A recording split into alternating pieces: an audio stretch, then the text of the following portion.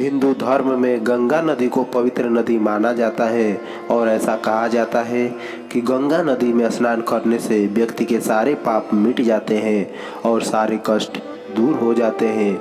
तो गंगा नदी में स्नान करने से पाप कैसे धुलते हैं और ये पाप कहाँ जाते हैं? क्या ये पाप गंगा नदी के जल के साथ मिल जाते हैं? क्या गंगा जल घर लाने से पाप भी उस गंगा जल के साथ आते हैं?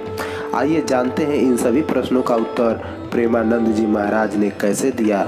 हिंदू धर्म में लोग गंगा और यमुना जैसी पवित्र नदी में पाप धोने के लिए जाते हैं, लेकिन फिर वही गंगा जल साथ लाकर अपने घरों में छिड़कते हैं।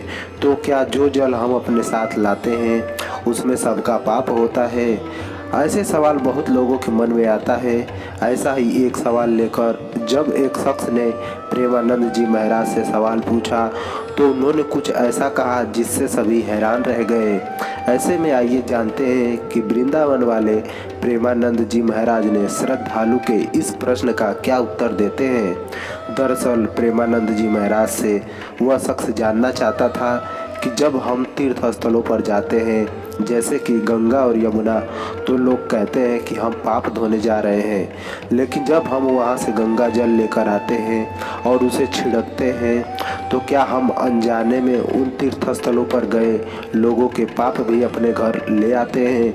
इस सवाल पर प्रेमानंद जी महाराज को बहुत हंसी आ गई और उन्होंने कहा कि ऐसा नहीं होता है। गंगा जी को कभी कोई मलिन नहीं कर सकता है।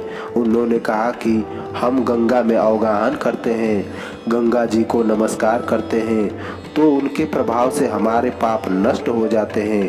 पाप नष्ट होने का मतलब यह नहीं है कि यह पाप गंगा नदी के जल में मिल जाते हैं। इसका मतलब है कि उन पापों का प्रभाव नष्ट हो जाता है।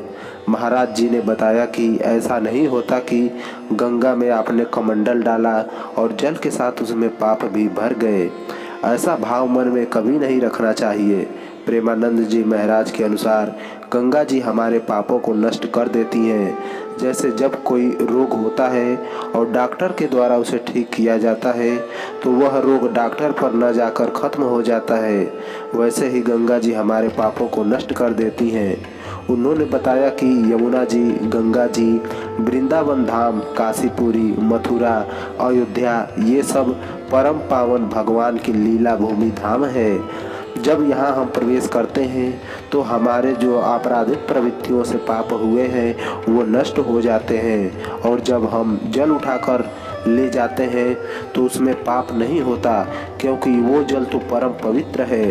इस प्रकार प्रेमानंद जी महाराज ने बताया कि गंगा नदी में पाप धुलने का मतलब ये नहीं है कि व्यक्ति के पाप नदी के जल में मिल गया, बल्कि पाप धुलने का मतलब ये है कि गंगा नदी के जल की पवित्रता के प्रभाव से उस व्यक्ति के पाप नष्ट हो जाते हैं। इसलिए आप जो गंगा जल अपने घर ले आते हैं वो पवित्र होता है।